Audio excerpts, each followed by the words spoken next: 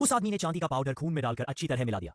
अचानक उसे एक जादुई नजारा दिखाई दिया। जो मुस्कान अभी तक नंगी आंखों से नहीं दिख रही थी, वह बैंगनी रोशनी में साफ उभर आई। उसने वह दुर्लभ पुराना सिक्का इलाके के सबसे बड़े म्यूजियम को भेज दिया। जब म्यूजियम के मैनेजर ने इस अनमोल सिक्के को देखा तो बिना कोई तैयारी किए उसने उसे उठा लिया और गहराई से जांच करने लगा। उसे जरा भी अंदाजा नहीं था कि जैसे ही उसने उस सिक्के को छुआ, वह काइची द्वारा बिछाए गए जाल में फंस चुका है। उधर काइची के साथी म्यूजियम के बाहर कैमरे लेकर शोर मचा रहे थे।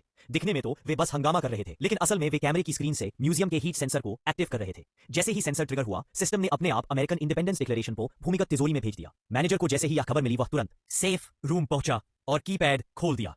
अनजाने में उसने पासवर्ड डालते समय अपने हाथ में लगा चांदी का पाउडर कीबोर्ड पर छोड़ दिया। इसी दौरान काइची के एक साथी ने मौका देखकर म्यूजियम के मशीन रूम में घुसपैठ की। उसने कटर से पाइप काटा, पहले से तैयार कंट्रोलर अंदर डाला और सर्विलांस लाइन ढूंढकर सीधे उसमें जोड़ दिया। कुछ ही सेकंड में सभी कैमरे बंद हो गए। उधर काइची ने खुद को एक रिपेयरमैन के रूप में भेष बदलकर म्यूजियम में प्रवेश किया। टॉयलेट में जाकर उसने कपड़े बदले और एक आम पर्यटक बन गया। उसने जान जोखिम में डालकर यह सब सिर्फ इसलिए किया था ताकि सिस्टम तक पहुंच बनाई जा सके। इसके बाद काइची शांति से पार्टी में पहुंचा। उसने मैनेजर के हाथ से गिलास लिया और चुपचाप अपना गिलास उससे बदल दिया। अब मैनेजर की उंगलियों के निशान उसी गिलास पर थे।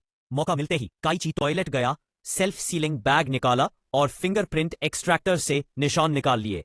उसका असली मकसद था इन्हीं फिंगरप्रिंट से बीमा तिजोरी की लिफ्ट खोलना। समय बहुत कम था। जैसे ही उसने लिफ्ट के स्कैनर पर फिंगरप्रिंट रखा, दरवाजा खुल गया। नीचे पहुंचकर उसने परा बैंगनी यूवी लाइट निकाली और कीबोर्ड पर मैनेजर द्वारा दबाए गए अक्षरों को देखा। जानकारी तुरंत हैकर टीम को भेजी गई। कुछ ही सेकंड में सही पासवर्ड क्रैक हो गया और दर्जनों टन वजनी तिजोरी का दरवाजा खुल गया। सब कुछ योजना के मुताबिक चल रहा था, लेकिन तभी मॉनिटरिंग टीम का सिग्नल गायब हो गया। पर काइची को शक हुआ।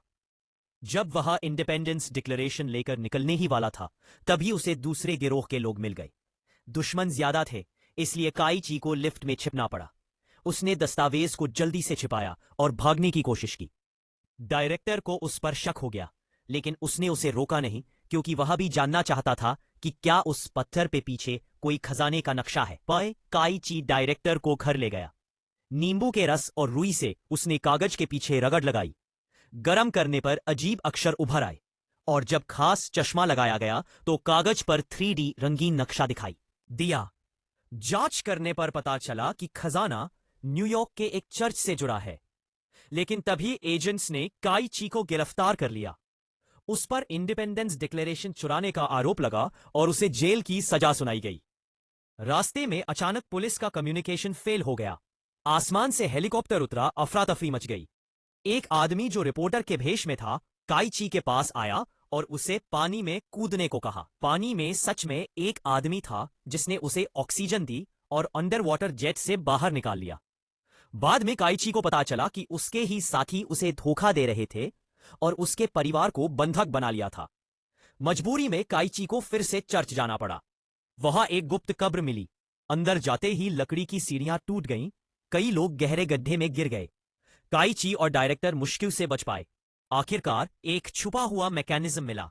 पत्थर का प्राचीन दरवाजा खुला और अंदर अरबों की दौलत छुपी मिली।